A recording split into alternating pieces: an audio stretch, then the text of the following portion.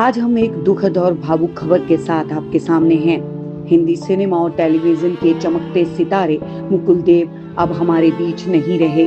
54 साल की उम्र में 23 मई 2025 को उन्होंने दिल्ली में अपनी अंतिम सांस ली। इस वीडियो में हम उनके जीवन, करियर और उनकी मृत्यु की दुखद परिस्थितियों को याद करते हुए उन्हें श्रद्धांजलि अर्पित करते हैं। मुकुल देव का निधन 23 मई 2025 की रात को दिल्ली के एक अस्पताल में हुआ।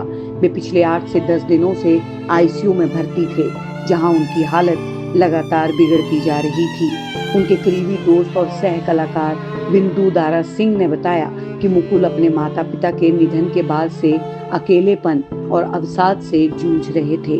उन्होंने खुद को लोगों से दूर कर लिया था और अपनी सेहत का ध्यान नहीं रख रहे थे। कुछ रिपोर्ट्स में ये भी कहा गया कि मुकुल का शराब और गुटखे का सेवन बढ़ गया था, जो उनकी सेहत के लिए हानिकारक साबित हुआ। हालांकि उनके निधन का सटीक कारण अभी तक परिवार या आधिकारिक सूत्रों द्वारा स्पष्ट नहीं किया गया है। ये खबर न केवल उनके परिवार बल्कि उनके प्रशंसकों और फिल्म इंडस्ट्री के लिए भी बहुत बड़ा झटका है। उनके भाई अभिनेता राहुल देव ने सोशल मीडिया पर उनके निधन की पुष्टि की और बताया कि उनका अंतिम संस्कार 24 मई 2025 को दिल्ली के दयानंद मुक्ति धाम में शाम 5 बजे होगा। मुकुल देव का जन्म 17 सितंबर 1970 को दिल्ली के एक पंजाबी परिवार में हुआ था। उनके पिता हरिदेव दिल्ली पुलिस के असिस्टेंट कमिश्नर थे और उनके बड़े भाई राहुल देव भी एक मशहूर अभिनेता हैं। मुकुल का बचपन दिल्ली में गुजरा, जहां उनके पिता के प्रभाव से उन्हें अफगान संस्कृति का अनुभव मिला, क्योंकि उनके पिता पश्तो और फारसी भाषा बोल सकते थे। मुकुल ने सेंट कोलंबस स्कूल दिल्ली से अपनी पढ़ाई पूरी की और बाद में इंदिरा गांधी राष्ट्रीय उड़ान अकेडमी से पायलट का प्रशिक्षण लिया। वे एक प्रशिक्षित पायलट और एविएशन ट्रेनर थे, लेकिन उनका असली जुनून अभिनय था, जिसने उन्हें मनोरंजन की दुनिया में ला खड़ा कर दिया। मुकुल ने अपने करियर की शुरुआत 1996 में टीवी शो ममता से की, लेकिन उन्हें असली पहचान मिली धारावाहिक दृष्टि से, जिसमें उन्होंने लीड रोल निभाया। इसके बाद उन्होंने कहानी घर घर की, सिंदूर तेरे नाम का और कशिश जैसे कई लोकप्रिय शोज में काम किया।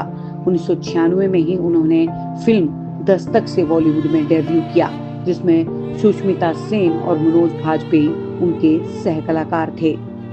मुकुल ने यमला परला दीवाना, सन ऑफ सरदार, जय हो और आर राजकुमार जैसी फिल्मों में अपने दमदार अभिनय से दर्शकों का दिल जीता।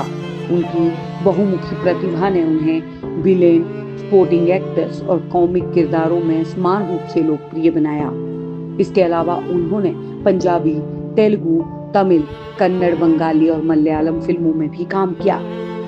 उनकी आखिरी फिल्म सन ऑफ सरदार 2 थी, जो उनकी अंतिम यादगार पेशकश होगी। मुकुल देव सिर्फ एक अभिनेता नहीं, बल्कि एक जिंदा दिल और सज्जन इंसान थे। उनके सह कलाकार और दोस्त जैसे बिंदु दारा सिंह और दीपशिखा नागपाल उन्हें एक भाई की तरह मानते थे। उनकी मुस्कान और सकारात्मक ऊर्जा हर सेट को रोशन कर देती थी। वे अपने किरदारों में जान डाल देते थे, फिर चाहे वे गंभीर सैनिक हो या हल्का फुल्का हास्य किरदार।